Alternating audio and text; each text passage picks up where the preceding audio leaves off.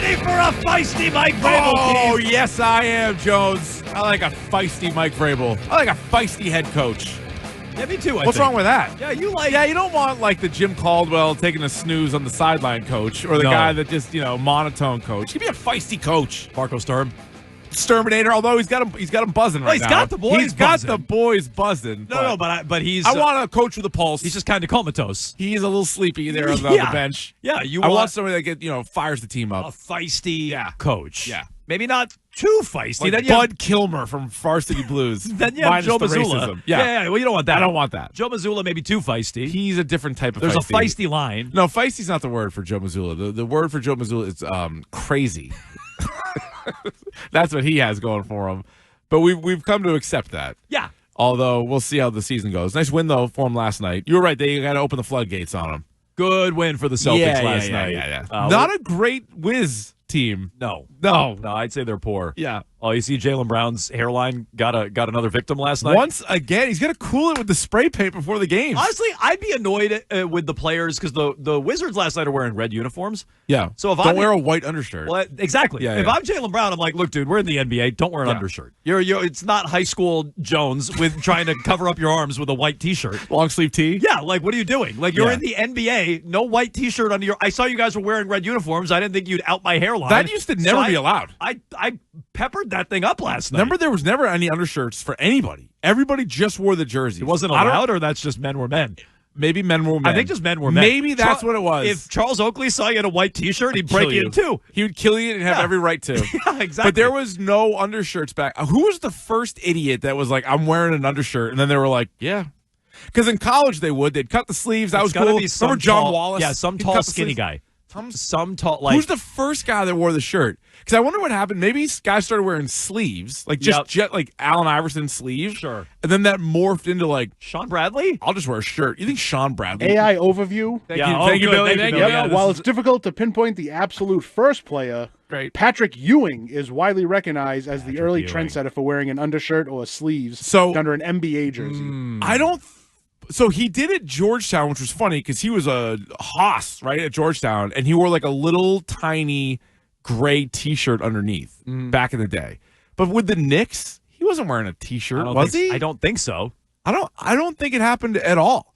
And then it just became like commonplace. Guys are wearing pants. I guys are blame wearing Sean Bradley. In my head, that's who I want to blame. Catching a false stray there, I feel like. You think so? Yeah. I had to double check. He is still with us. I don't know if he was wearing T-shirts in the sky. No, but he is. Sean Bradley is still with us. Here on Earth, he's wearing shirts. Yeah.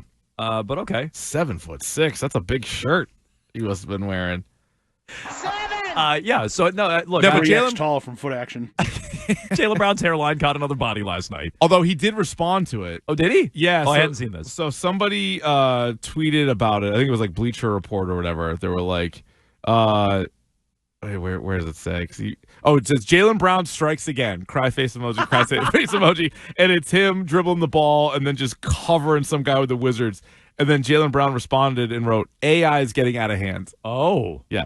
Oh, so he's blaming 5.6 million views on that tweet. Blaming the bots. Okay. Yeah. Well, look, I wouldn't rule that out. I guess I think it was a Jaylen Brown clone that was playing last night. Well, we'll get into clones today. It's been a hot topic. We'll go on the clock at high noon. Mm-hmm. Pro-clone, anti-clone. I would take on the role of anti-clone. You'll make the case against clones at high noon. I will make the case for. We go on the clock every Thursday at high noon. This might be a new Thursday tradition. The Jackson 5 making its way to Jones and Keefe. I'm excited about this. Jackson is cooking up 5 questions. It can be anything. You were under the impression it was trivia. I thought it was going to be trivia, but I'll tell you, I got a text from Jackson last night. It is not trivia. Sick brag, bro. Thank you. We both got a text from. We were on a group chat. Yes. And so that might be. We don't even know if that's going to be one of the questions. I kind of hope it is because there's a lot of different ways to answer that one. If it is, this segment's going to go much differently than I was anticipating. I don't believe it's trivia. I don't think it's versus anybody. I think it's sort of a get to know you kind of question. Peek inside the brain. Yeah. Of Jones. Keefe. Peek under the hood a little bit. Yeah. Don't think you're out of this, Lanny and Nick. You're in. They can answer. Yeah, you can answer. You're going to have to. So the Jackson 5 at 11:30. We got a Kiefer Madness for you at 12:45. I'm not sure what it is, But rarely do I hear Keefe laugh the way he was laughing at whatever he was listening to. Oh, the madness? For Kiefer Madness later on. Yeah, madness is pretty good. An evil laugh is what it was. So we'll get that's to it actually true. with all your phone calls at 617-779-7937. Somehow we were talking about T-shirts in the NBA and Sean Bradley and Charles Oakley. Yeah. But we started off talking about Mike Vrabel. Feisty Mike. And his feistiness. Yep. That was one example yesterday. The trades are like getting pregnant. It either happens or it doesn't. I guess. This is probably a better example of Vrabel and his feistiness. This is Vrabel clapping back. Not very happy with Andrew Callahan and his line of questioning yesterday. Let's hear from the head coach, if we could. Mike, similar question about your, the long-term vision for the program, is what's most important here. In fact, no, winning is the most important thing. Don't put words in my mouth. Winning is the most important thing. When you guys were discussing how to handle the trade deadline, did the fact of how wide open the AFC currently looks like at all factor into your decision making? For us to sit here and think that anything is wide open and talk about playoffs, like we're focusing on our 10th game in a row. That's what we're focused on, is how do we get prepared on Wednesday? How do we get our bodies back? How do we get mentally prepared, physically prepared to go on the road to a place that is hard to play? And that's where our focus is. It's not trying to predict the future or saying, well, it's wide open. We're just going to keep focusing on what's in front of us, and that's what those conversations are about. Okay. What's he mad at? Why is he mad at that line of questioning? Is he mad at himself because he was very forward focusing and we're trying to build things smartly, and he didn't say it's year one of the rebuild, and he didn't say the Commanders are stupid, but the organization's putting all that out there about this season. So did he feel like he got put into a corner there? Was Andrew Callahan out of line for his question? Like, why was Vrabel getting so snippy? Well, I feel like now, the trade deadline's a time, especially when you are taking over a team and you're talking about the rebuild and you're talking about the future, but you're also, throughout the year, been talking about the present and trying to win now. And that's even what he went back to yesterday. It's sort of like, put your money where your mouth is right now. Like, if you are about winning, wouldn't you want to help your team right now?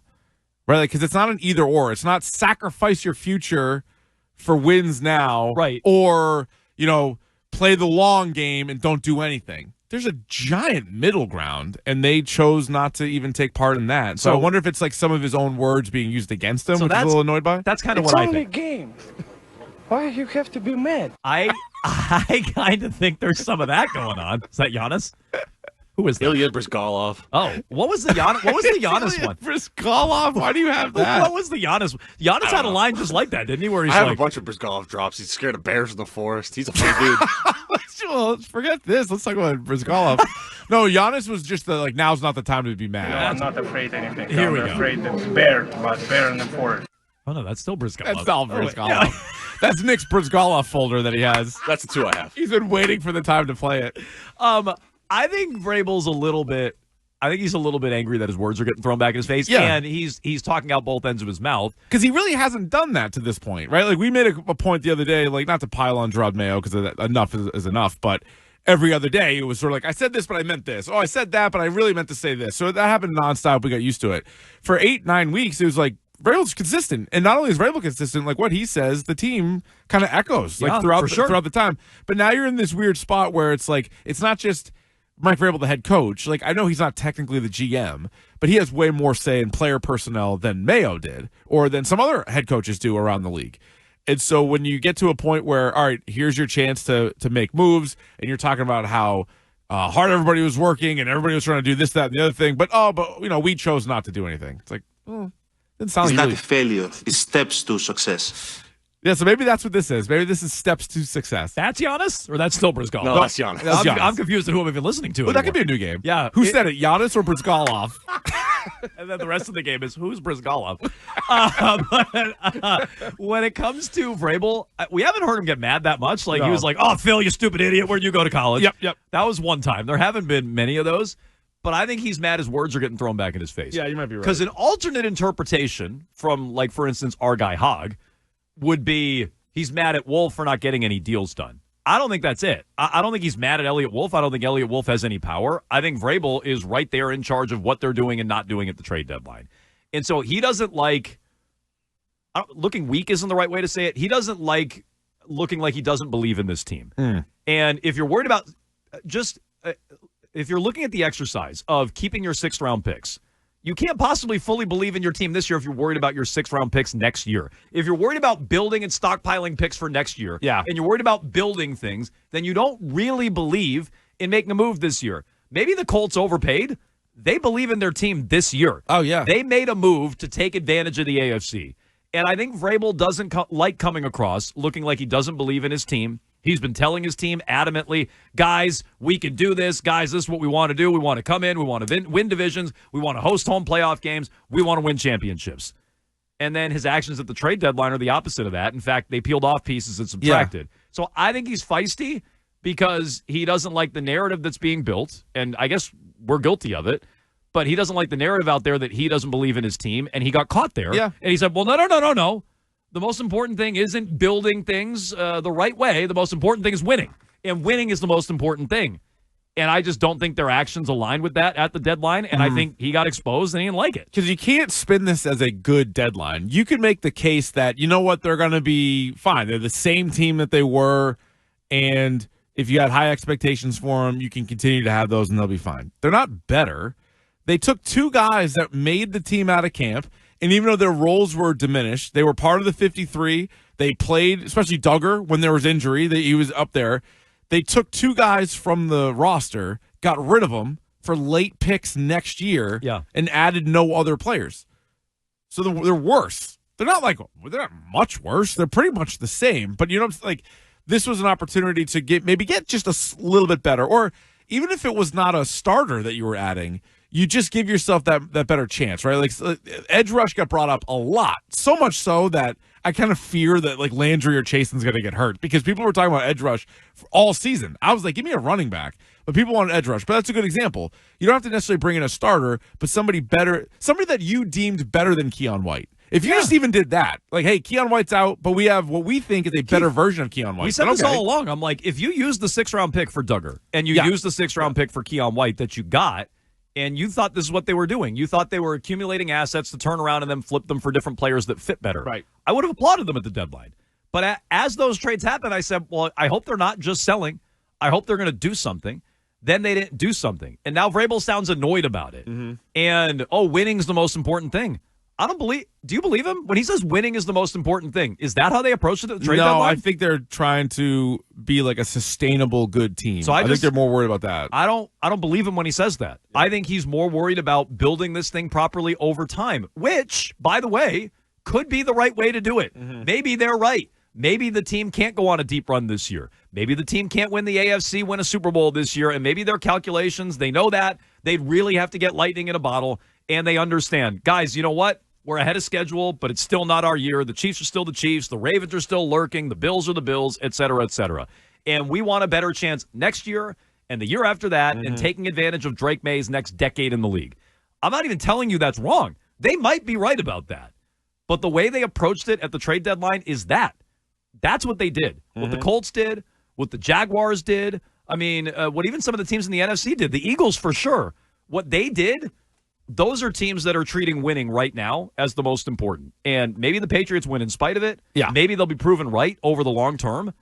But the way they acted doesn't align with what Vrabel said yesterday. Not even close. Yeah, no, it's just frustrating because I feel like everything has been pretty positive or very positive for the Patriots. And even going back to when they hired Vrabel and then the moves after that, we all wanted, Ronnie Stanley or Chris Godwin or whatever. So it's not like they got every single guy that they wanted, but they went out and they actually did spend some money.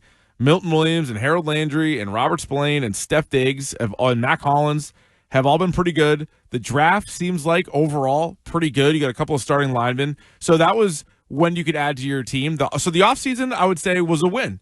How they've played in the regular season is a win. This is the one time in the year, or I guess the last opportunity of the year, where you can kind of tinker with your roster a little bit more rather than just practice squad guys or whatever, like waiver claims. Well, but and that was a miss. So it was similar to the Red Sox in that sense, where you have a really good offseason, but then unfortunately you don't follow that up with a good trade deadline. Will you in any way apply how they play to the trade deadline? Like, well, if they come out flat, they lose, they don't look right against Tampa, will you look at that and go, we'll see this is evidence of how they approach the trade deadline? Or will you just say, Tampa's coming off a bye week, Tampa's good, Tampa's at home, it'll just be those things? I think it'll be those things. I think where I'll really look at the trade deadline is if and maybe we'll probably see it this week, actually. Injuries at safety, injuries at edge rush. Yeah. So Stevenson probably isn't going to play. Nope. So if Terrell Jennings plays really well, then, like, tip your cap to him and, like, good for you. Like, I hope he does. But if he kind of stinks and Henderson struggles a little bit, you'd be like, why? You couldn't grab the running back? Like, Gibson's not coming back, and we have no idea when Stevenson's coming back. So less so them, like, coming out flat or anything like that, and more so if they lose a guy, or like if Booty's out for an extended period of time, be like, you didn't want to add somebody there? Like, just if the depth or the lack of depth shows, then that's when I'll be the most annoyed. And again, those players moved at wide receiver, Jacoby Myers, Rashid Shaheed. Maybe you think they overpaid. Yeah. But those guys moved, and they weren't Titans or Dolphins or Jets, which the reports are that the Titans and teams in the division didn't want to deal with the Patriots, although Phil Perry today reported, or actually yesterday, that Tennessee was in fact willing to negotiate with the Patriots despite the franchise's history with Vrabel. Just couldn't get anything done. So Perry's reporting one thing there, Giardi's reporting another. I guess we can square those away. However, I wouldn't blame Tennessee for not wanting to deal with the Patriots, and that might be right. That rings true to me. Amy Adams-Strunk doesn't want to do Vrabel any favors. I believe that. I don't think Kraft wanted to do Belichick any favors when he was doing interviews with the Atlanta Falcons. So I don't think the Titans wanted to help the Patriots. I just point out Phil is saying something different. And, oh, by the way, other players moved. There were a lot of other players that moved on other teams. That's not an excuse for getting nothing done at the trade deadline. Why is Vrabel annoyed? And do you think Mike Vrabel really believes in this team? And do you agree with him that winning is most important? 617-779-7937. A reminder, Football Talk on WEEI is presented by Paramount Plus.